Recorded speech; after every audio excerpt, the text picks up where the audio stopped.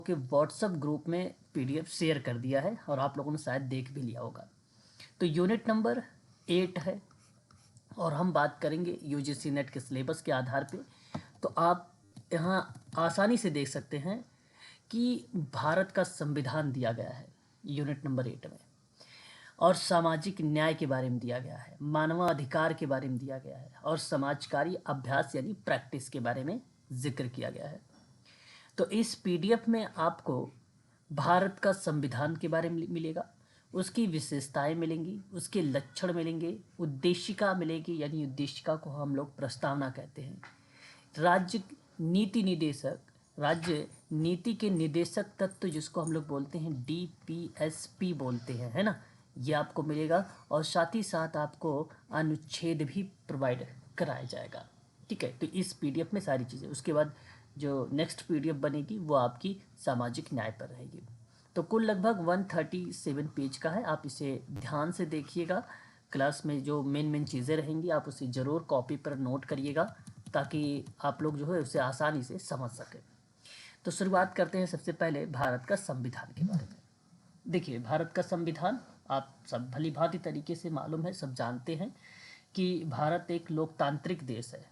भारत एक लोकतांत्रिक देश है और भारत का संविधान भारत का सर्वोच्च विधान भी है ना, भारत का सर्वोच्च विधान है। इसलिए आप इसे कह सकते हो कि संविधान भारत का सर्वोच्च कानून है या लिखित दस्तावेज है जो सरकार और उसके संगठनों के मौलिक बुनियादी संहिता, संरचना, प्रक्रिया, शक्तियों और कर्तव्यों, साथ ही साथ नागरिकों के अधिकार और कर्तव्यों का निर्धारण करने वाले ढांचे को निर्धारित करता है।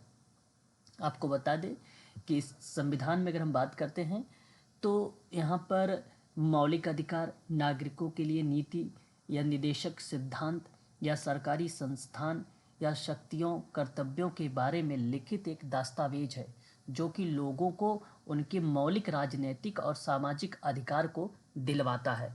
इसी के संबंध में भारत का संविधान कहा जाता है। तो भारत गणराज्य का सर्वोच्च लिखित विधान है ये।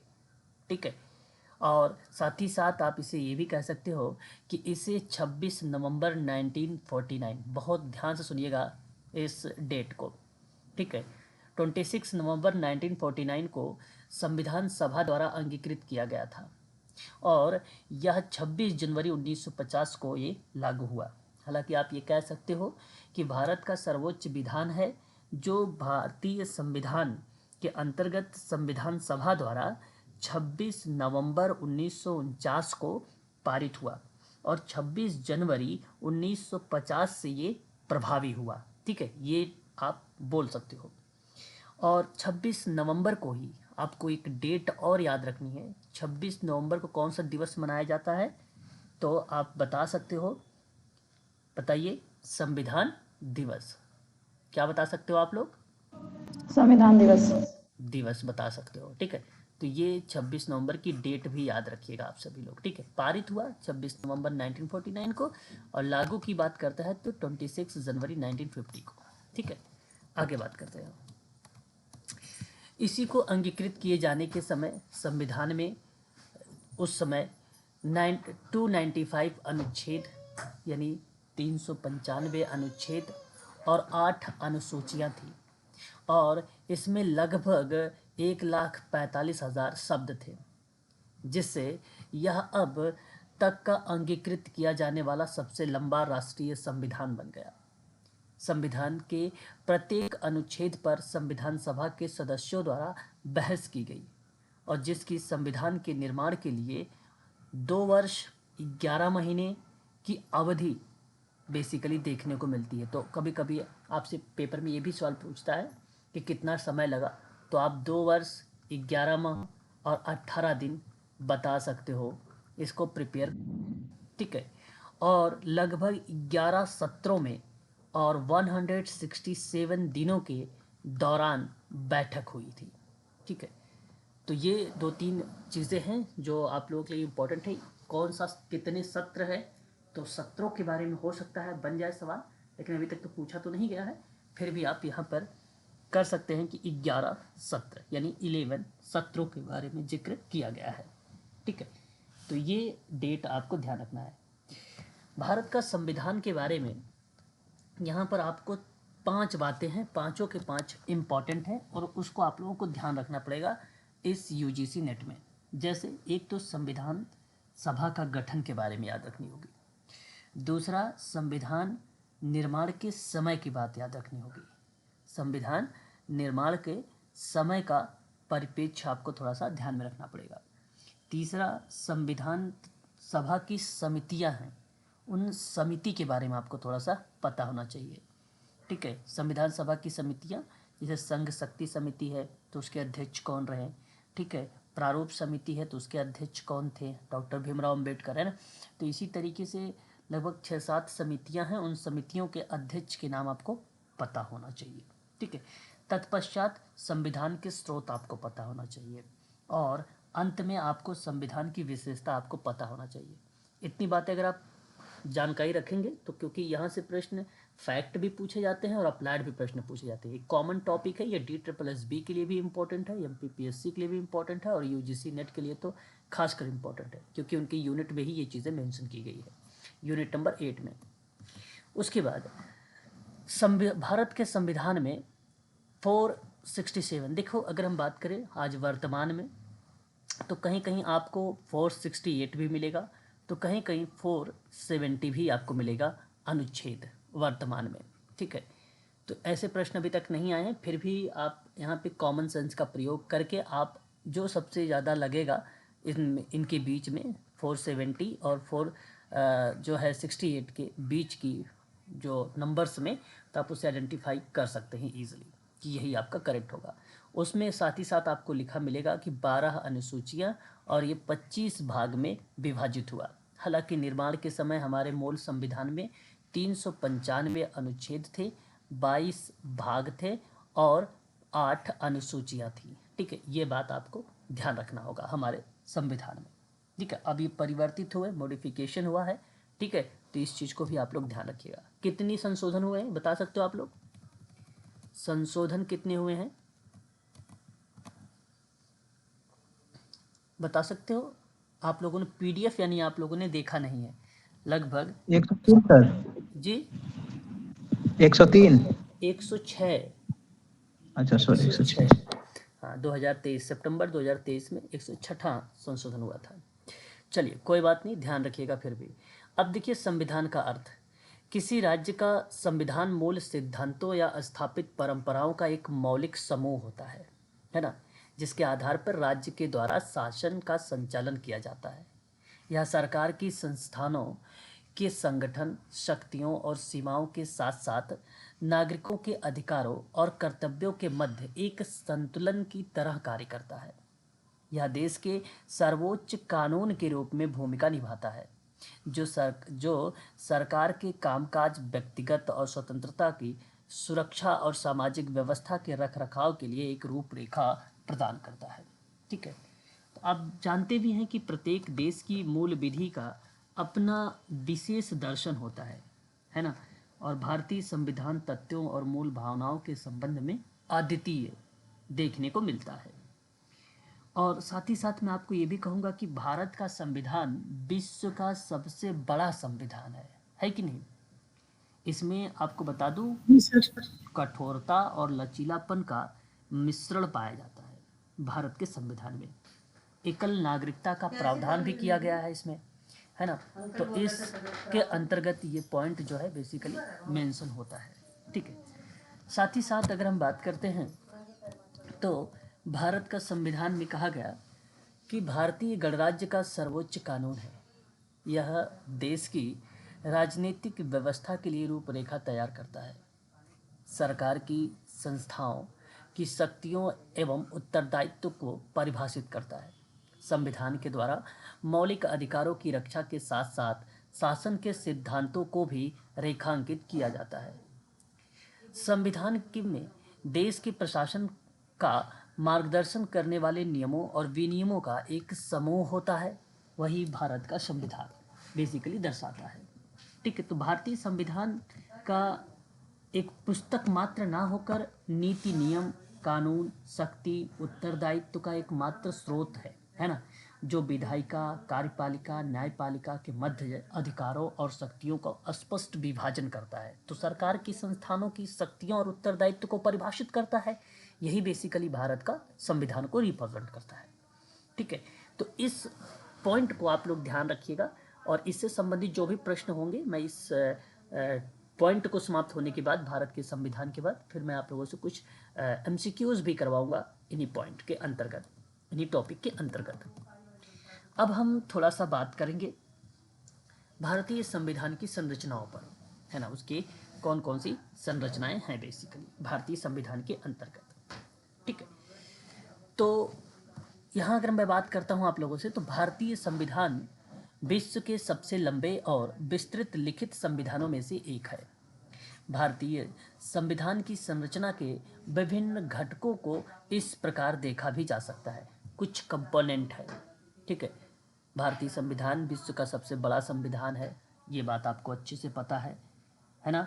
तो उसी के संबंध में अगर मैं आपसे बात करूं तो एकल नागरिकता के प्रावधान भी शामिल है, संसदीय व्यवस्था भी इसी के अंतर्गत शामिल की गई है। तो कुछ संविधान की संरचना में कुछ कंपोनेंट हैं, उन कंपोनेंटों के बारे में हम एक एक करके देखते हैं। जैसे आप लोग पढ़ेंगे एक पार्ट के बारे में, एक कंपोनेंट पार्ट, पार्ट का मतलब होता है भाग, है ना, मैं अलग से भाग बताऊंगा आप लोगों को। तो संविधान में भाग का तात्पर्य है समान विषय और प्रवृत्तियों से संबंधित अनुच्छेदों के समूह में से भारतीय संविधान विभिन्न भागों में विभाजित किया गया है। प्रत्येक भाग जो है देश की कानूनी, प्रशासनिक या सरकारी ढांचे के विशिष्ट पहलुओं से संबंधित है। तो उसको हम लोग क्या बोलते हैं, पार्ट कहते हैं या भाग कहते हैं। मूल रूप से भारतीय संविधान में लगभग 22 भाग हैं, यानी 22 भाग इसमें शामिल किए गए हैं। वर्तमान में भारतीय संविधान में कुल टोटल 25 भाग है। मैंने आपको ये अभी अभी शुरुआत में जिक्र किया था। तो भाग बेसिकली जो दर्शाया गया है वो समान विषय के बारे में बताएगा, उसमें प्रवृत्तियों से संबंधित बताया गया है उसमें, और प्रत्येक भाग में देश के कानून के बारे में बताया गया है, सरकारी स्ट्रक्चर के बारे में बताया गया है, एडमिनिस्ट्रेशंस के बारे में बताया गया, कोई एक विशेष पहलू के बारे में बताया गया। जैसे भाग 1 क्या है, केंद्र के बारे में, संघ के बारे में, है ना, इस तरीके के उसके क्षेत्रों के बारे में जिक्र करता है भाग 1, है ना। फिर भाग जब 2 की बात करते हैं तो आप देखते हैं नागरिकता जैसे शब्दों को रिप्रेजेंट करता है। हम इन पर भी आने वाले टाइम में आप लोगों से बात करेंगे। कुल लगभग 22 थे मूल, आज वर्तमान में 25 हैं भाग, ये बात याद रखिएगा, 25। उसके बाद आप देखेंगे अनुच्छेद, है ना। अनुच्छेद को आर्टिकल कहा जाता है। अनुच्छेद बेसिकली संविधान के अंतर्गत एक विशिष्ट प्रावधान और खंड को संदर्भित करता है, जो अनुच्छेद है। ठीक है, एक विशिष्ट प्रावधान या खंड को संदर्भित करता है जो देश के कानूनी और सरकारी ढांचे विभिन्न पहलुओं का विवरण प्रदान करता है। संविधान के प्रत्येक भाग में क्रमानुसार क्रमांकित कई अनुच्छेद होते हैं। मूलतः भारतीय संविधान में 395 अनुच्छेद थे। आज वर्तमान में भारतीय संविधान में 448, मैंने अभी आपको बताया 467 भी, 468 भी, 470 भी। ठीक है, तो इस तरीके से आप लगा सकते हैं। ठीक है, तो कहीं कहीं 448 लिखा हुआ मिल जाता है, तो कहीं कहीं 470 मिल जाता है ना। तो मैं इसलिए यहाँ पे क्लियर भी कर दे रहा हूँ आप लोगों को। अब इस तरीके का ऑप्शन भी आपको नहीं देगा। अगर इस तरीके का ऑप्शन दे भी दिया तो आपको अनुसूची और वहाँ पे अनुसूची आपको मेंशन करेगा, भाग भी मेंशन करेगा, तो उसके आधार पे आपको सोचना पड़ेगा। बात समझ रहे हो ना मेरी। जैसे अगर आपको ये चारों ऑप्शन मिल जाएगा तो किसी में आपका जो भाग रहेगा वो आपको 22 लिख देगा, तो किसी में भाग आपका जो भाग 25 वाला रहेगा उसके आधार पे आप लोग क्या करिएगा, इन ऑप्शनों का चुनाव करने का प्रयास करिएगा। और जब भी ऐसे सवाल पूछे जाएंगे तो उसमें भाग, अनुच्छेद और अनुसूची, ये तीनों आपके लिखे ही रहेंगे ऑप्शन में, ये बात आप ध्यान रखिएगा। उसके बाद बात करते हैं, तो देखिए हमने अनुच्छेद के बारे में पढ़ा, अब हम बात करने हैं अनुसूचियों के बारे में। अनुसूची बेसिकली संविधान से संबंधित एक सूची और तालिका को संदर्भित करती है जो संवैधानिक प्रावधानों से संबंधित कुछ अतिरिक्त जानकारी और दिशा निर्देशों का विवरण प्रदान करती है। अनुसूचियां स्पष्ट और पूरक विवरण प्रदान करती हैं जिससे संविधान अधिक व्यापक और कार्यात्मक बन जाता है। मूल रूप से भारत के संविधान में 8 अनुसूचियां थीं। वर्तमान में भारतीय संविधान में कुल कितने अनुसूचियां हो गई हैं यार? तो वो कुल टोटल 12 अनुसूचियां शामिल की गई हैं। तो ये कुछ स्ट्रक्चर्स थे जो मैंने अभी आपको बताए हैं, भाग, अनुच्छेद और अनुसूची। 3 पार्ट है, इन तीनों पार्ट को आप अवश्य ध्यान में रखेंगे।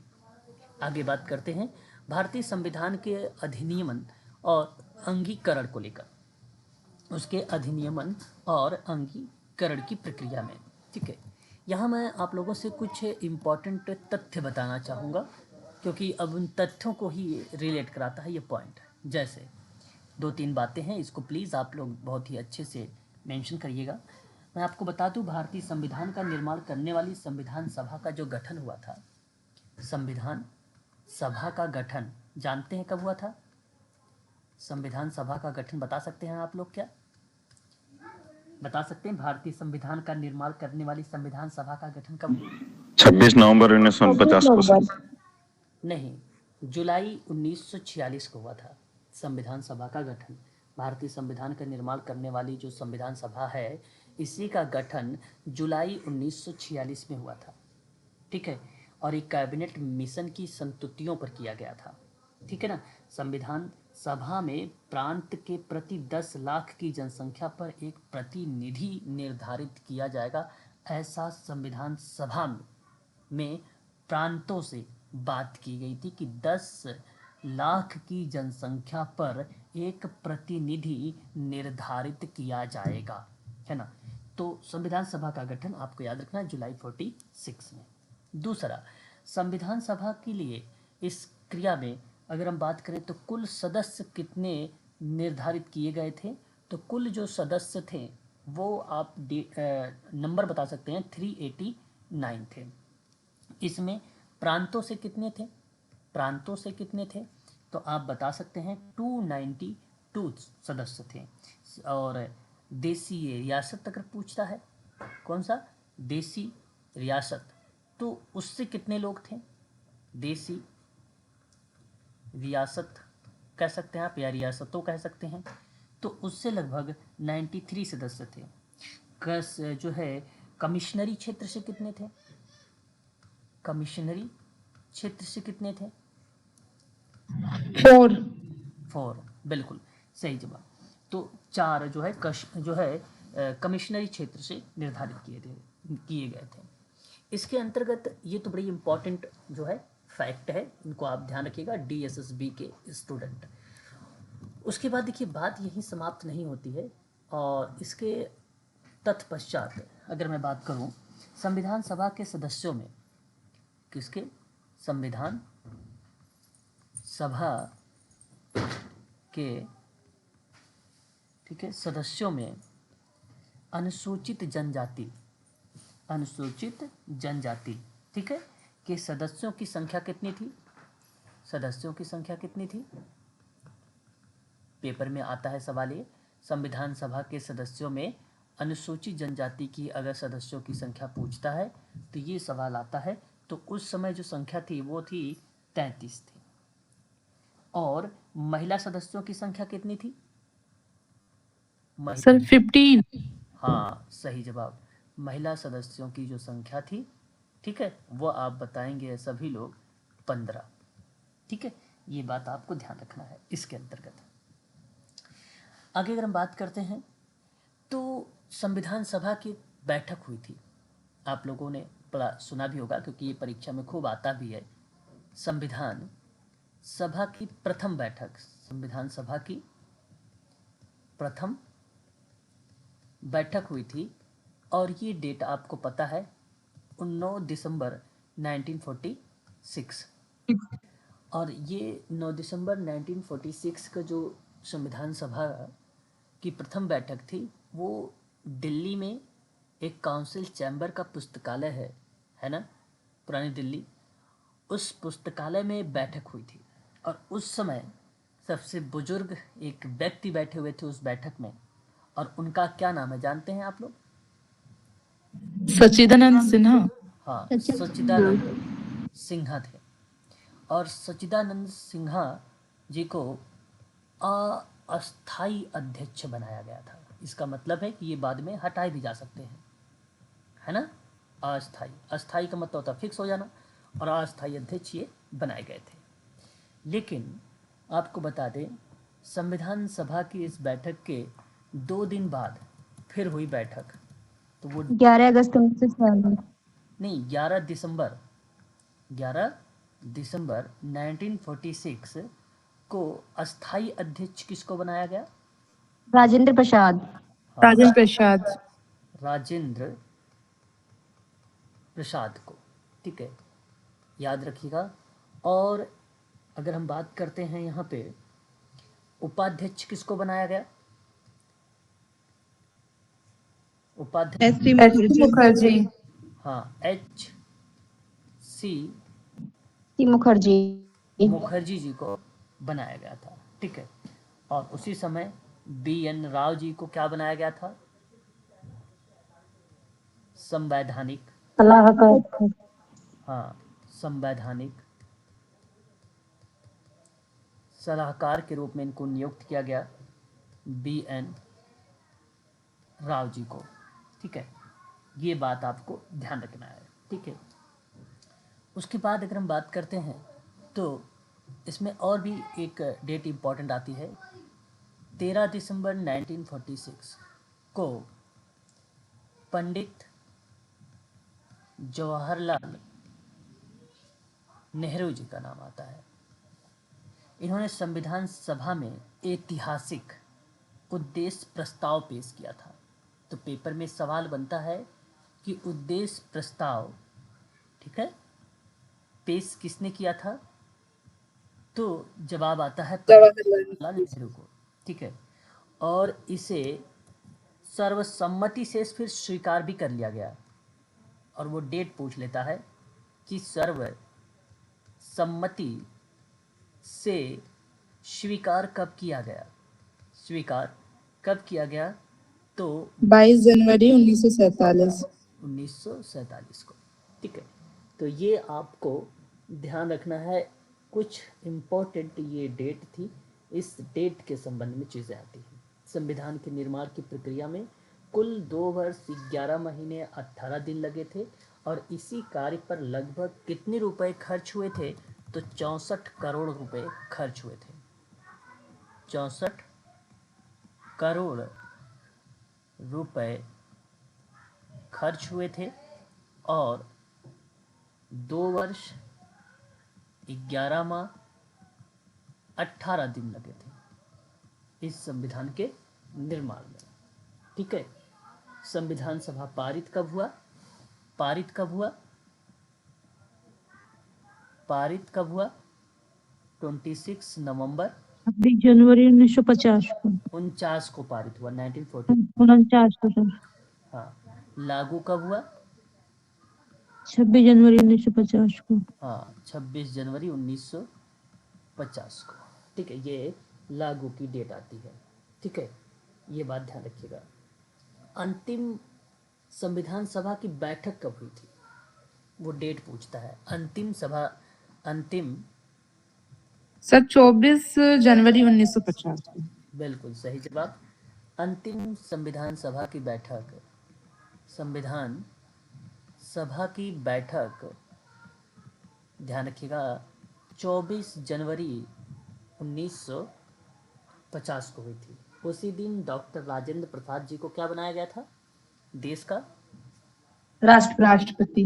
प्रथम राष्ट्रपति बनाया गया था डॉक्टर राजेंद्र प्रसाद जी को, ठीक है। ये बात ध्यान रखिएगा इसके संबंध में, ठीक है। तो ये कुछ इम्पोर्टेंट तथ्य हैं, जो इन तथ्यों को आप लोगों को पता होना चाहिए। तो उसी संबंध में अगर हम बात जब करते हैं तो यहाँ कहता है कि भारतीय संविधान का निर्माण 1946 में गठित एवं संविधान सभा द्वारा किया गया। संविधान सभा के अध्यक्ष डॉक्टर राजेंद्र प्रसाद थे, अस्थाई अध्यक्ष थे ये राजेंद्र प्रसाद महोदय। 11 दिसंबर 1946 को, ये बात अभी भी मैंने बताया आपको। 29 अगस्त 1947 को संविधान सभा में भारत के अस्थाई संविधान का मसौदा तैयार किया गया, और एक प्रारूप समिति का गठन का प्रस्ताव भी रखा गया। तदनुसार डॉक्टर B.R. अम्बेडकर की अध्यक्षता में प्रारूप समिति का गठन की गई। तो मैं आप लोगों से एक चीज़ और यहाँ पर नोट कर देना चाहता हूँ, क्योंकि यहाँ पे कुछ पॉइंट मिक्स होके आ रहे हैं आप लोगों के सामने समितियों के बारे में, है ना। इसके बारे में आ रहा है समिति के बारे में। तो संविधान सभा की जो समितियाँ होती हैं, संविधान के निर्माण के लिए कई समितियों का गठन किया गया, जिसमें से 8 समितियाँ बड़ी मानी जाती हैं, बाकी तो अन्य समितियाँ जो हैं वो छोटी मानी जाती हैं। तो मैं यहाँ पर मेंशन कर देता हूँ आप लोगों के लिए कि बड़ी समिति करके, ताकि आप आसानी से आइडेंटिफाई कर लें। बाकी इसके अलावा जो भी समितियाँ आएंगी वो छोटी समितियाँ कहलाएंगी। तो इसमें एक आता है संघ शक्ति समिति, संघ शक्ति समिति, ठीक है। अब इस समिति के अध्यक्ष की बात होती है तो नाम आप क्या लगाते हैं? पंडित जवाहरलाल नेहरू जी का नाम लगाते हैं। दूसरा एक आता है संघीय संविधान समिति, इसमें भी नाम किसका आता है? पंडित जवाहरलाल नेहरू का नाम आता है, ठीक है। ये बात आप ध्यान रखेंगे। उसके बाद एक तीसरा आता है प्रांतीय, ठीक है, प्रांतीय संविधान समिति, और ये आता है सरदार पटेल का जी का नाम अध्यक्षता के रूप में। और एक आता है प्रारूप समिति, प्रारूप समिति।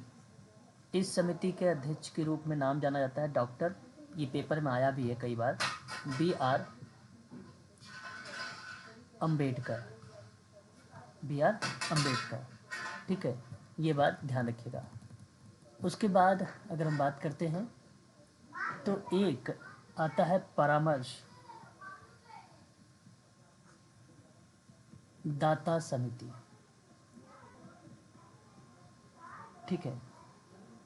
इस समिति में अगर हम बात करते हैं तो अल्पसंख्यक और जनजाति और बहिष्कृत क्षेत्रों के लिए सलाहकार समिति थी, जो मौलिक अधिकारों से संबंधित थी। तो परामर्श दाता समिति के अध्यक्षता के रूप में अगर पूछता है तो नाम आता है सरदार पटेल जी का नाम, ठीक है। और एक आता है राष्ट्र ध्वज संबंधी तदर्थ समिति, काफ़ी इम्पोर्टेंट है ये भी। डॉक्टर राजेंद्र प्रसाद। हाँ, बिल्कुल सही जवाब।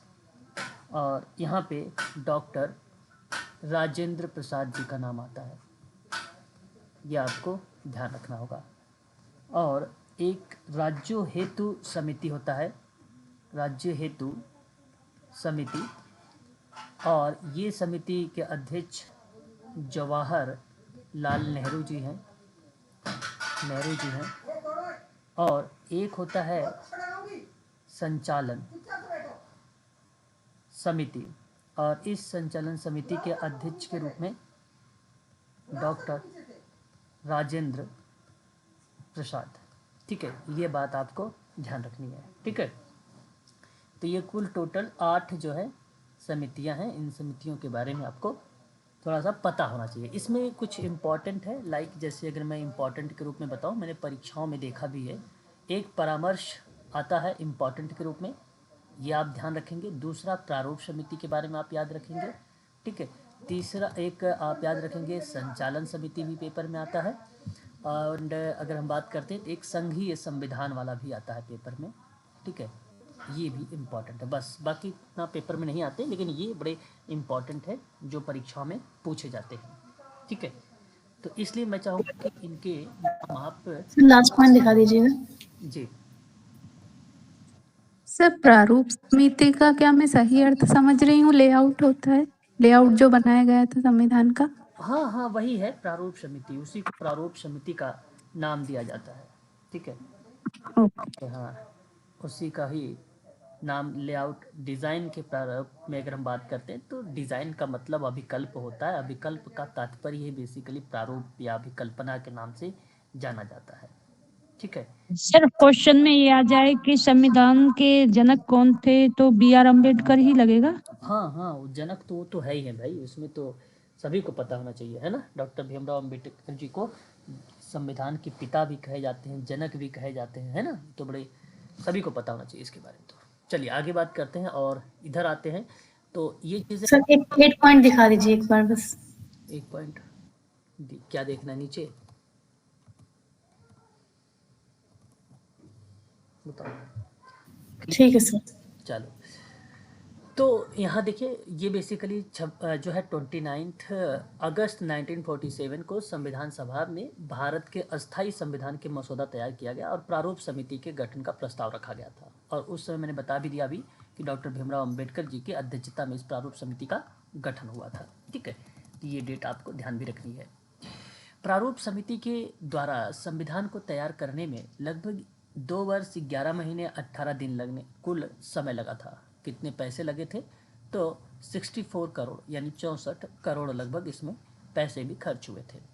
कई विचार विमर्श और कुल संशोधनों के बाद संविधान के प्रारूप को संविधान सभा द्वारा 26 नवंबर 1949 को पारित करके घोषित किया गया और इसे भारत को संविधान की अंगीकृत तिथि के रूप में भी जाना जाता है। परीक्षा में अगर सवाल पूछता है कि भारत के संविधान का अंगीकृत तिथि कौन सी है, तो अंगीकृत तिथि में आप लोग ध्यान रखिएगा, जो संविधान दिवस है वही अंगीकृत तिथि भी कही जाती है, 26 नवंबर। ठीक है, और 1949 संविधान के कुल प्रावधान 26 नवंबर 1949 को लागू हो गए थे। हालांकि संविधान का अधिकांश भाग 26 जनवरी 1950 को लागू हुआ, जिससे भारत का एक संप्रभु गणराज्य बन गया और इसी तिथि को भारत के संविधान के अधिनियमन तिथि के रूप में भी जाना जाता है। तो अधिनियमन कह लीजिए या संविधान दिवस कह लीजिए, इसी तिथि को आप लोग ध्यान रखेंगे 26 नवंबर 26 जनवरी मत करिएगा, 26 नवंबर करिएगा। ठीक है, उसके बाद अगर हम बात करते हैं तो भारतीय संविधान की कुछ विशेषता है, कुछ प्रमुख विशेषताएं हैं। हालांकि फीचर ऑफ इंडियन कॉन्स्टिट्यूशंस की बात अगर हम लोग करते हैं, जैसे लिखित और विशाल संविधान है, आपको पता होगा, कठोर एवं लचीलेपन का समावेशन है इस संविधान में, लोकतांत्रिक गणराज्य है इस संविधान, मतलब विशेषता आपको बतानी कि उसकी खास बातें क्या है भारतीय संविधान की, है ना। संसदीय शासन प्रणाली है ना, मौलिक अधिकार है, मौलिक कर्तव्य भी है, राज्य के नीति निर्देशक तत्व भी है, निर्वाचन सरकार है, एकल नागरिकता है, आपातकालीन का प्रावधान है कि नहीं, धर्मनिरपेक्ष राज्य है, संसदीय संप्रभुता है, विभिन्न स्रोत हैं। ये सभी क्या कहलाते हैं? ये भारतीय संविधान की प्रमुख विशेषताएं ही कहलाती हैं। तो ये बड़ा आसान होता है, आप आसानी से इससे सवाल भी लगा लेते हैं। फिर भी हम एक एक करके थोड़ा थोड़ा सा जिक्र भी कर लेते हैं। तो यहाँ पे कहा गया है कि भारत सबसे विस्तृत और लिखित संविधान है भारत का, ये खास विशेषता है। तो भारतीय संविधान विश्व के सभी लिखित संविधानों में से सबसे विस्तृत यानी व्यापक है और भारतीय संविधान के व्यापक और विस्तृत दस्तावेज होने में योगदान देने वाले कई कारक हैं, जैसे देश की विशाल विविधता को एकता में समायोजित करने की आवश्यकता है, केंद्र और राज्य दोनों के लिए एक ही संविधान और संविधान सभा में कानूनी विशेषज्ञों और जानकारों की उपस्थिति इत्यादि चीज़ें देखने को मिलती है। तो वो बेसिकली आप कह सकते हो यहाँ पर सभी लोग कि सबसे विस्तृत एवं लिखित संविधान भारत का माना जाता है। ठीक है, तो इस संबंध में आपको ध्यान रखना है इस डेट। कारण ये भी आप कह सकते हो कि 470 इसके अंतर्गत बेसिकली हमें देखने को मिल जाते हैं अनुच्छेद, 25 आपको भाग मिल जाते हैं, 12 आपको अनुसूचियाँ मिल जाती हैं, है ना। तो ये सब चीज़ें आप इसमें भी मेंशन कर सकते हो क्योंकि ये लिखित और विस्तृत है। ठीक है, यानी लंबा है और लिखित है। ठीक है, ये बात आप जरूर ध्यान में रखिएगा इसके अंतर्गत। आगे बात करते हैं। दूसरा है कि विभिन्न स्रोतों से प्रेरित है। आपको बता दें स्रोत में जैसे कि भारत शासन एक अधिनियम है, भारत शासन अधिनियम सन 1900, भारत शासन एक्ट 1935, आपने नाम सुना होगा। भारत शासन अधिनियम 1935 बेसिकली इसके प्रावधानों में जिक्र ये किया गया कि संघात्मक व्यवस्था, न्यायपालिका की शक्ति, राजनीति का आधारभूत संरचना, लोक सेवा आयोग, इस जैसे शब्दों को रिप्रेजेंट करता है। तो बेसिकली विभिन्न स्रोतों से प्रेरित है। मैं आपको बता दूं, जर्मनी से संविधान से, रूस के संविधान से, अमेरिका के संविधान से, ब्रिटिश के संविधान से, कनाडा के, ऑस्ट्रेलिया से, आयरलैंड से, जापान से, दक्षिण अफ्रीका से इत्यादि कुछ देशों से संविधान क्या किया गया, लिया गया है। इसका मतलब हुआ कि विभिन्न स्रोतों से प्रेरित है। और सबसे ज़्यादा अगर कहीं से लिया गया है तो वो भारत शासन अधिनियम से 1935 से लगभग 250 जो है पॉइंट्स लिए गए हैं, या आप आर्टिकल के नाम में भी यहाँ पर मेंशन कर सकते हैं। लगभग प्लस ही है, कम नहीं है, ठीक है, 250। तो सबसे ज़्यादा इसी यहीं से लिया गया है, भारत शासन अधिनियम 1935 से। तो भारतीय संविधान के अधिकांश प्रावधान 1935 के भारत शासन अधिनियम के साथ साथ विभिन्न अन्य देशों के संविधानों के प्रमुख प्रावधानों संशोधित करके भारतीय परिस्थितियों के अनुरूप मतलब अनुकूल अपनाया गया है। ठीक है, तो हम बात करेंगे कौन कौन से रिसोर्सेज होते हैं, कौन कौन से स्रोत होते हैं भारत संविधान के, उस पर हम बात करेंगे आगे। बशर्ते मैं बात कर रहा हूँ विशेषता, तो इसकी एक खास विशेषता ये भी है, ठीक है, ये भी आपको ध्यान रखना है। कठोरता और लचीलेपन का विस्तरण है। देखिए, अगर मैं यहाँ पर बात करूँ आप लोगों से, भारतीय संविधान में कठोरता और लचीलापन का मिश्रण, एक प्रकार से आप ये कह लीजिए कि संविधान का वर्गीकरण हुआ है दो टाइप में, एक कठोर, दूसरा लचीला। तो कठोर क्या कहता है, इसमें संशोधन के लिए एक विशेष बहुमत की आवश्यकता होती है, तो वो कठोर कहलाएगा। लचीलापन का मतलब है कि इसमें सामान्य बहुमत से संशोधन किया जा सकता है नॉर्मली, तो उसको लचीलापन कहा जाता है। तो कठोर संविधान का अर्थ होता है कि संशोधन के लिए ना विशेष प्रक्रिया की ज़रूरत है कि नहीं, बहुमत चाहिए तो यानी विशेष प्रक्रिया की ज़रूरत है। जबकि लचीला संविधान वह होता है जिसमें संशोधन आसानी से किया जा सकता है। तो भारत के संविधान में संशोधन की एक निश्चित प्रक्रिया है, और यह प्रक्रिया ना तो बहुत ज़्यादा कठोर है और ना ही बहुत ज़्यादा लचीला है। तो आप ऐसा कह सकते हो इन दोनों का क्या हो गया, मिश्रण है। इन दोनों का क्या हो गया, मिश्रण है। तो आप कह सकते हो यह भी एक प्रकार की विशेषता है। बात स्पष्ट हो रही है, एक बार क्लियर करिएगा। जी सर। जी सर। आगे बात करते हैं एक और विशेषता को लेकर भारतीय संविधान में। भारतीय संविधान की विशेषता एकात्मकता के साथ संघीय प्रणाली। अगर हम बात करते हैं तो ये भी एक प्रकार की विशेषता है। तो भारतीय संविधान सरकार की एक संघीय प्रणाली स्थापित करता है और इसमें संघ के सभी सामान्य लक्षण भी शामिल होते हैं। अभी हम बात करेंगे थोड़े से इसके टाइप पर। तो एक संघात्मक प्रणाली आती है, एक एकात्मक प्रणाली आती है। तो एकात्मकता के बारे में अभी हम बात करेंगे, उसके कौन कौन से लक्षण हैं। हालांकि इसमें बड़ी संख्या में एकात्मकता और गैर संघीय विशेषता भी शामिल की गई है। आपको मैं एक सिंपल बात बता दूं यहाँ पे कि संविधान की स्थिति के आधार पे अगर हम अंतर की बात करते हैं, मतलब उसकी पोजीशन, उसकी कंडीशन के आधार पे, तो वो एकात्मक शासन कहलाता है। एकात्मक शासन वाले राज्य में ना संविधान लिखित और अलिखित दोनों प्रकारों का हो सकता है। एकात्मकता वाले में कंडीशन में लिखित भी हो सकता है और अलिखित भी हो सकता है संविधान, ठीक है, दोनों हो सकता है। जबकि संघात्मक एक होता है, संघात्मक शासन वाले राज्य में शासन की शक्ति केंद्र और राज्य सरकारों में विभाजित हो जाती है और उसे विभाजन को स्पष्ट करने की दृष्टि से संविधान का लिखित होना अनिवार्य माना जाता है। वो संघात्मक का पार्ट बन जाता है। लेकिन सवाल यहाँ एकात्मकता से है। तो एकात्मकता में आप केवल एक लाइन याद रखिएगा, लिखित और अलिखित दोनों प्रकार का हो सकता है, ठीक है, ये बात आपको ध्यान रखनी है इसके अंतर्गत। उसके बाद एक आता है संसदीय शासन प्रणाली। देखिए, मैं अगर आपसे बात करूँ तो भारतीय संविधान की विशेषता है संसदीय शासन प्रणाली भी, है ना, और ये बात करेक्ट है। मेरे कहने का मतलब ये है कि भारतीय संविधान की एक विशेषता ये है कि संविधान में ब्रिटेन की संसदीय प्रभुसत्ता और संयुक्त राज्य अमेरिका की न्यायिक सर्वोच्च के मध्य एक मार्ग अपनाया गया है ना। तो यहाँ कहा गया कि भारतीय संविधान में ब्रिटिश संसदीय शासन प्रणाली को अपनाया गया है। संसदीय प्रणाली विधायी और कार्यकारी अंगों के मध्य सहयोग और समन्वय के सिद्धांतों पर आधारित होता है। कहने का तात्पर्य क्या है कि ब्रिटेन में ना संसदीय प्रभुसत्ता, ठीक है, मार्ग अपनाया जाता है। ब्रिटेन में ना व्यवस्थापिका सर्वोच्च हो, वहाँ पर व्यवस्थापिका सर्वोच्च। ब्रिटेन पार्लियामेंट के द्वारा निर्मित कानूनों को किसी भी न्यायालय में चुनौती नहीं दी जा सकती है ब्रिटेन में। हाँ, तो अब आप इस प्रक्रिया में कह सकते हो कि वो राष्ट्रपति शासन का भूमिका कहीं न कहीं निभा रहा है, ठीक है। तो लोकतांत्रिक जो पार्लियामेंट सिस्टम होने का तात्पर्य दर्शाता है, वो कहता है कि लोकतांत्रिक शासन व्यवस्था की वह प्रणाली जिसमें कार्यपालिका अपनी लोकतांत्रिक वैधता विधायिका के माध्यम से प्राप्त करती है और विधायिका के प्रति न उत्तरदायी होती है। तो संसदीय प्रणाली में कार्यपालिका और विधायिका एक दूसरे के परस्पर संबंधित होते हैं। फिर से सुनिए, संसदीय शासन प्रणाली में कार्यपालिका और विधायिका एक दूसरे से क्या होता है, रेसिप्रोकल होते हैं, यानी परस्पर संबंधित होते हैं। इस चीज़ को आप ध्यान रखिएगा, ये भी एक विशेषता है। उसके बाद देखिए, संसदीय संप्रभुता और न्यायिक सर्वोच्चता का समन्वय।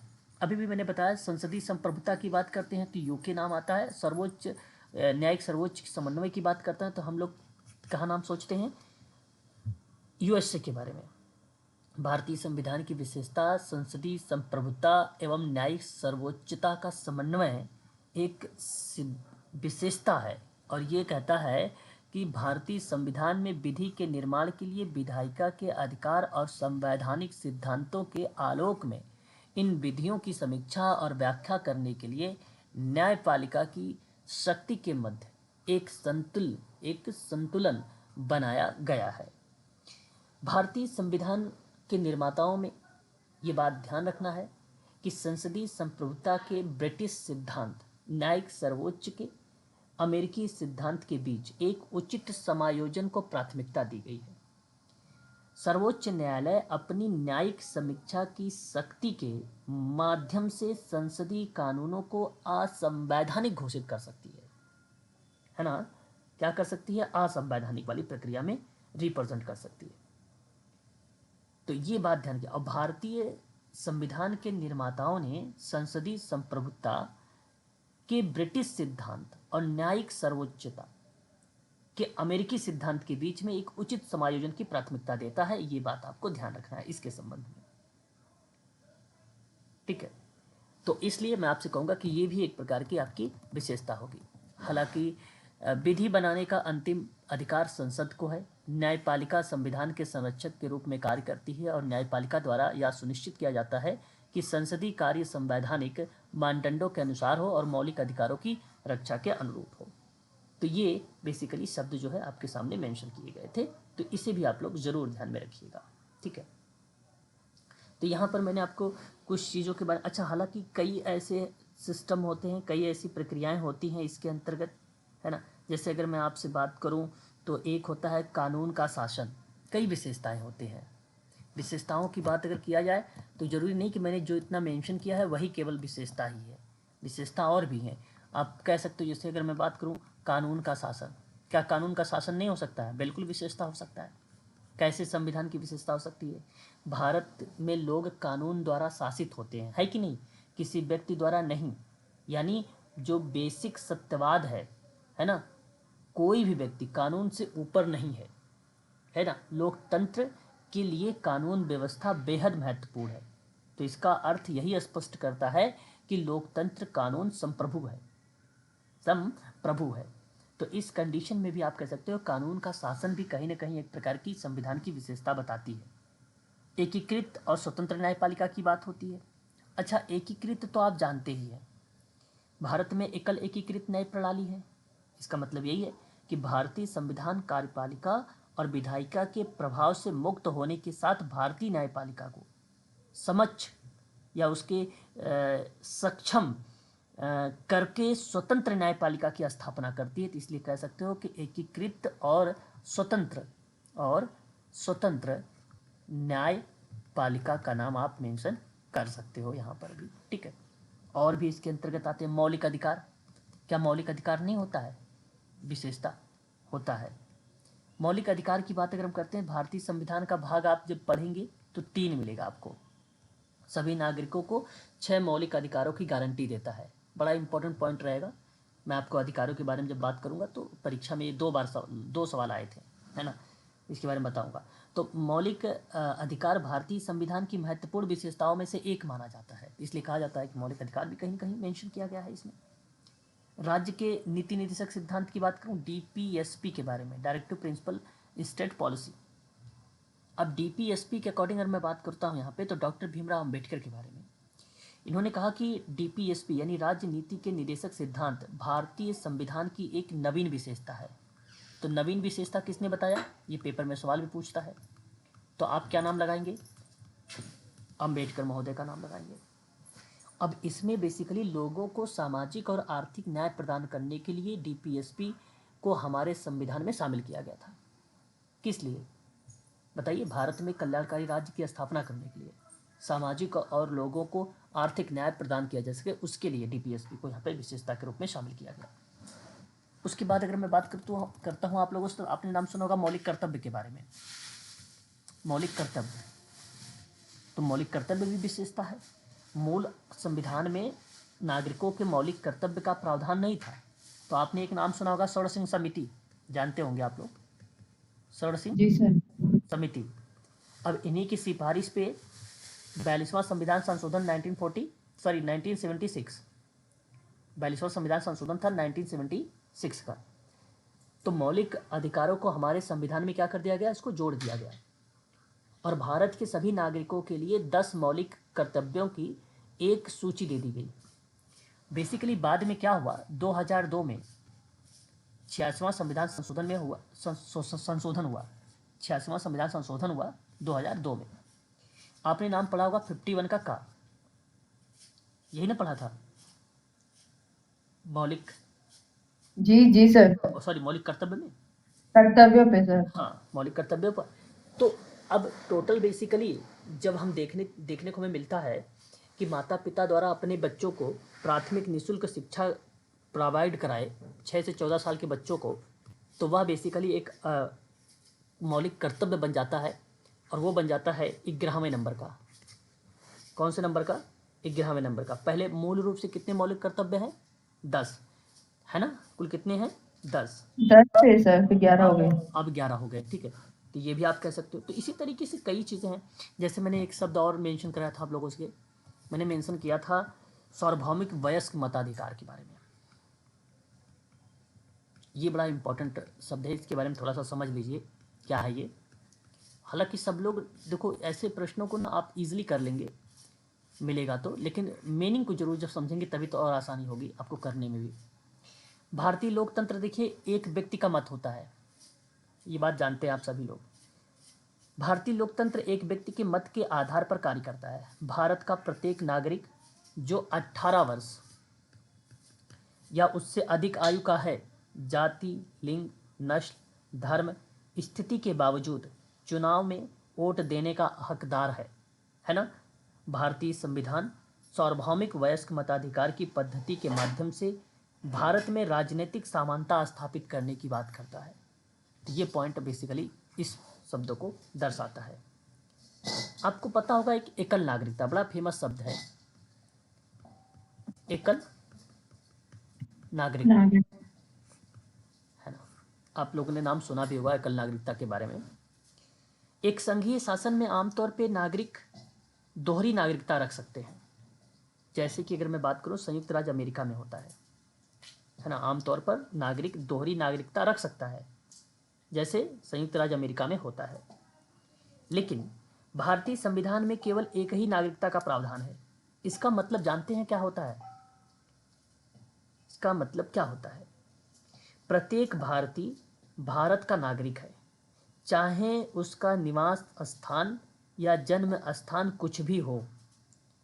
अगर कोई नागरिक किसी घटक राज्य जैसे झारखंड, उत्तरांचल, छत्तीसगढ़ का नागरिक नहीं है, जिससे वह संबंधित हो सकता है, लेकिन वह भारत का नागरिक बना रहता है। अब मान लीजिए अलग अलग राज्यों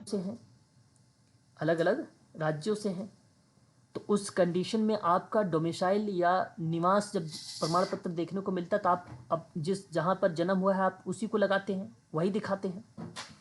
भाई अलग राज्यों में जाओगे तो आप थोड़ी नहीं दिखाओगे। मेरी बात समझ पा रहे हो कि नहीं समझ पा रहे हो। जैसे अगर मैं बात करूँ, दिल्ली में वैकेंसी निकाली गई है, तो दिल्ली से बाहर के कुछ लोग होंगे, जो दिल्ली के लोग हैं उनके लिए डोमिसाइल वो लोग यूज़ कर सकते हैं अपना ओबीसी, है ना, निवास प्रमाण पत्र के। जी सर। लेकिन अब वहीं आप अगर उत्तराखंड के हैं या अदर राज्य के हैं, तो आप थोड़ी ना दिल्ली के जगह पे आप प्राथमिकता पाओगे।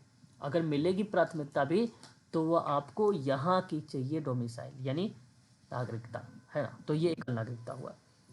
भारत के सभी देश में कहीं भी रोजगार प्राप्त करने का हकदार हैं आप, ये बात सत्य है। भारत के सभी नागरिकों को देश में कहीं भी रोजगार प्राप्त करने का हकदार हैं और भारत के सभी हिस्सों में समान रूप से सभी अधिकारों का उपयोग भी कर सकते हैं, है ना।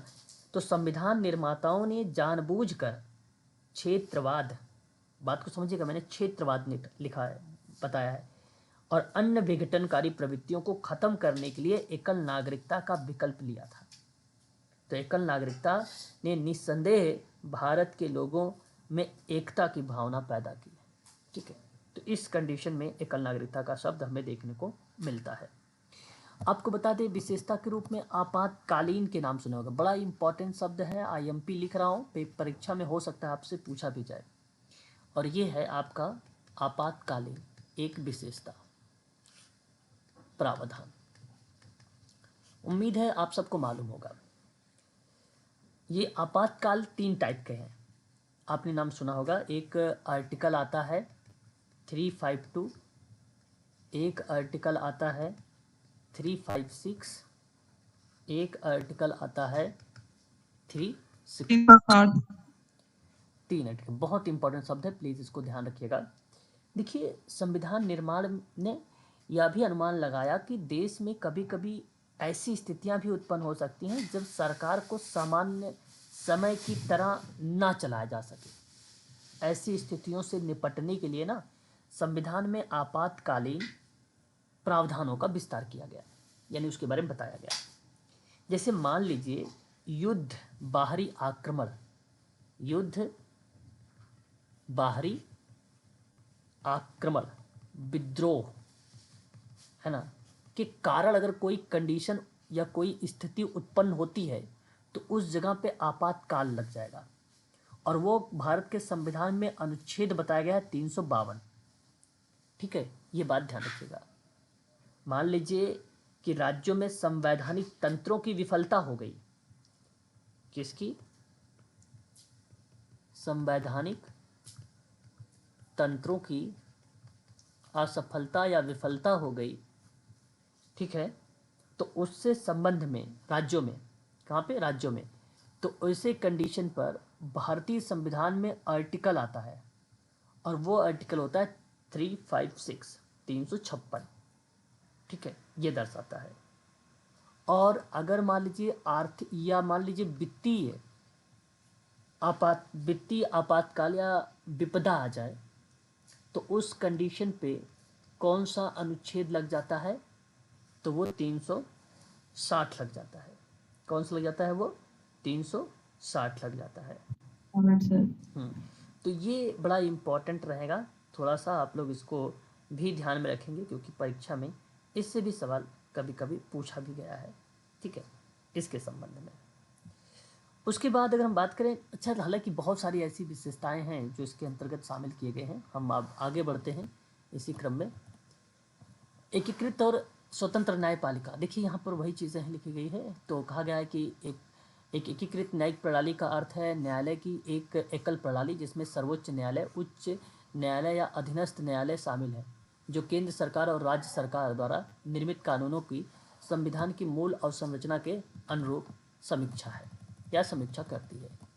या एक स्वतंत्र न्यायिक प्रणाली का अर्थ है कि भारतीय न्यायपालिका स्वायत्त रूप से संचालित होती है, जो सरकार की कार्यकारी और विधायी शाखाओं के प्रभाव से स्वतंत्र है, ठीक है। उसके बाद मौलिक अधिकार आता है। भारतीय संविधान में सभी नागरिकों को 6 मौलिक अधिकारों की गारंटी प्रदान की गई है, जिसमें देश के राजनीतिक लोकतंत्र के विचार को बढ़ावा मिलता है और वे कार्यपालिका और विधायिका को मनमाने कानूनों को लागू करने से प्रतिबंधित कर देता है। तो इस संबंध में इसका नाम भी हमें देखने को मिल जाता है मौलिक अधिकारों के अंतर्गत, ठीक है। तो ये भी चीज़ आपको थोड़ा सा ध्यान में रखना होगा। आगे DPSP के बारे में मैंने बात की आप लोगों से। भारतीय संविधान में DPSP के सिद्धांतों में एक समूह शामिल है जो उन आदर्शों को दर्शाता है जिन्हें राज्य की नीतियों और कानून को बनाते समय ध्यान में रखना चाहिए। तो नीति निर्देशक तत्व सामाजिक और आर्थिक लोकतंत्र के आदर्श को बढ़ावा देकर भारत में कल्याणकारी राज्य को स्थापित करने में एक भूमिका निभाता है DPSP। एक आता है मौलिक कर्तव्य, अभी हमने इस पर भी बात किया है। मौलिक कर्तव्य भारतीय संविधान में उल्लेखित नैतिक और नागरिक दायित्व में से एक माना जाता है। कुल टोटल मूल रूप से 10 थे, अब 11 हो गए हैं 2002 में जब संशोधन हुआ था। और वे कर्तव्य नागरिकों को एक मजबूत और सामंजस्यपूर्ण राष्ट्र बनाने की दिशा में योगदान करने के लिए एक मार्गदर्शक के रूप में कार्य करते हैं। ठीक है। धर्मनिरपेक्ष राज्य एक आता है। धर्मनिरपेक्ष राज्य के बारे में मुझे उम्मीद है कि आप सब लोग जानते भी होंगे धर्मनिरपेक्ष शब्द, है ना, क्योंकि बड़ा इम्पोर्टेंट शब्द है ये, परीक्षाओं में भी कई बार रिपीट हुआ है धर्मनिरपेक्ष शब्द, है ना। धर्मनिरपेक्षता भारतीय संविधान की पहचान है। एक प्रकार से भारत में ना विभिन्न धर्मों को मानने वाले लोगों को अपनी पसंद की धार्मिक उपासना की स्वतंत्रता है।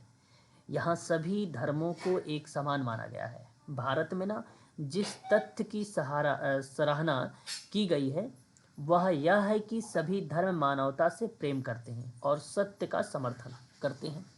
तो कहने का मतलब है कि भारतीय संविधान किसी विशेष धर्म की भारतीय राज्य के आधिकारिक धर्म के रूप में नहीं मानता है ना भाई।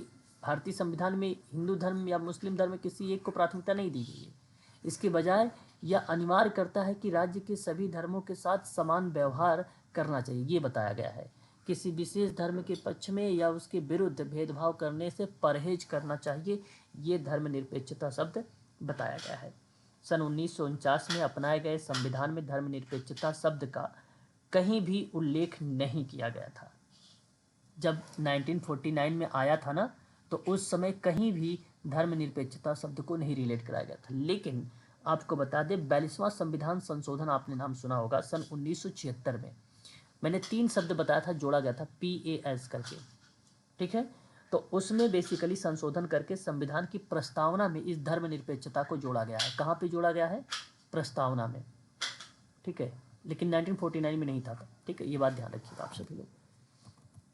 सार्वभौमिक वयस्क मताधिकार, मैंने अभी आप लोगों से बताया भी है, इसकी 18 वर्ष से कम आयु का व्यक्ति जो है वो चुनाव नहीं कर सकता है। एकल नागरिकता, अभी भी बताया है, एकल नागरिकता भारत के संवैधानिक सिद्धांत है जिसके तहत सभी नागरिकों को, चाहे वे किसी भी राज्य में पैदा हुए हों, रहते हों, पूरे देश में नागरिकता के समान राजनीतिक और नागरिक अधिकार प्राप्त है और उनके बीच में कोई भेदभाव भी नहीं किया जाएगा। ये एकल नागरिकता का पार्ट होता है। स्वतंत्र निकाय है, भारतीय संविधान के कुछ स्वतंत्र निकाय की स्थापना की गई जिन्हें भारत में लोकतांत्रिक शासन प्रणाली के रक्षक के रूप में परिकलित करता है या किया भी गया है। आपातकाल प्रावधान के बारे में अभी मैंने आपको बताया है। भारतीय संविधान में राष्ट्रपति को किसी भी असाधारण स्थिति में प्रभावी ढंग से निपटने के लिए आपातकाल प्रावधान मौजूद है। इन प्रावधानों में शामिल किया गया है तर्क, देश की संप्रभुता, एकता, अखंडता, सुरक्षा, लोकतांत्रिक राजनीतिक प्रणाली और संविधान की रक्षा को भी शामिल किया गया है। इसमें आप चाहो तो 352, 356 एंड 360 भी आर्टिकल भी आप जरूर ध्यान में रखेंगे, है ना। 3 आर्टिकल है, काफ़ी इंपॉर्टेंट है। त्रिस्तरीय सरकार के बारे में आपने नाम तो सुना ही होगा, काफ़ी इम्पोर्टेंट ये भी रहा है परीक्षा के दृष्टिकोण से। अगर मैं आप लोगों से बात करूँ तो त्रिस्तरीय मूल रूप से अगर मैं बात करता हूँ आप लोगों से, संविधान में दोहरी राज्य व्यवस्था को प्रदान करता है। ये त्रिस्तरीय सरकार का अर्थ है सरकार की शक्ति और दायित्व के 3 स्तरों का विभाजन, केंद्र सरकार, राज्य सरकार और स्थानीय सरकार। स्थानीय सरकार में क्या क्या आता है? पंचायत और नगर पालिका, है ना। तो यह विकेंद्रीकृत प्रणाली के द्वारा क्षेत्रीय स्थानीय मुद्दों को ध्यान में रखते हुए योजना का निर्माण किया गया है जो भागीदारी पूर्ण लोकतंत्र और जमीनी स्तर पर विकास को बढ़ावा देता है। आपको बता दें राज्य के संगठन और शक्तियों के संबंध में प्रावधान बेसिकली केंद्र सरकार और राज्य सरकार ने किया था।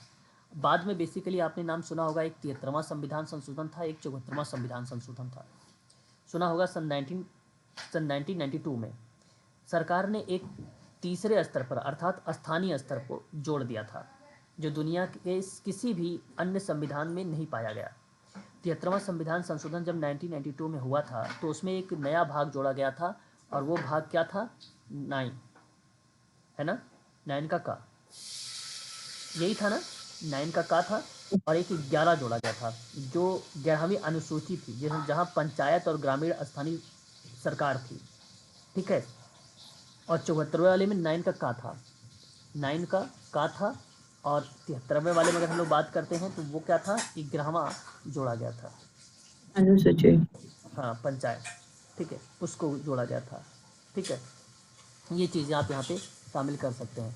सहकारी समितियाँ देखिए मैं आपको बता दूं 2011 के 97 संविधान संशोधन अधिनियम में सहकारी समितियों का संवैधानिक दर्जा का संरक्षण प्रदान किया गया था। देखिए इसमें क्या था, सहकारी समितियों के गठन के लिए अधिकार का मौलिक अधिकार बना दिया गया। अनुच्छेद आपने नाम सुना होगा 19 वाला, है ना। सहकारी समितियों के प्रचार पर राजनीति के लिए एक नए निदेशक सिद्धांत भी आए थे, और जो नए राजनीतिक सिद्धांत आए थे वो 43 का बी आया था, है ना। और संविधान में एक नया भाग भी जोड़ा गया था 9 का बी, 9 का खा भी आप कह सकते हो, जो सहकारी समिति थी, जो सहकारी समिति थी उसको मेंशन किया गया था, ठीक है। उसके बाद भारतीय संविधान के महत्व, अब हम लोग यहाँ से कल पढ़ेंगे, ठीक है, भारतीय संविधान के इम्पोर्टेंस है, ठीक है। तो आज के लिए बस इतना ही रखिए। जितनी मेन चीज़ें हैं यहाँ पर मैं आप लोगों को डिस्कस करते चल रहा हूँ, और क्योंकि इसी के इर्द गिर्द आएगा संविधान में, और कुछ चीज़ें आपको डीप में जाने की जरूरत नहीं है, ठीक है। जो चीज़ें आपको बता रहा हूँ उन्हीं चीज़ों को आपको ध्यान देना। कल हम लोग महत्व पढ़ेंगे और इसके आगे जो पॉइंट्स मिलेंगे उन पर भी हम विचार विमर्श कल की क्लास में करेंगे, ठीक है। तो आज के लिए बस इतना ही। अभी आधे घंटे बाद 8:30 पर आप लोगों की प्रैक्टिस चलेगी, 8:30 पर, ठीक है। क्लियर रहेगा? जी सर, थैंक यू। जी सर, जी सर, थैंक यू।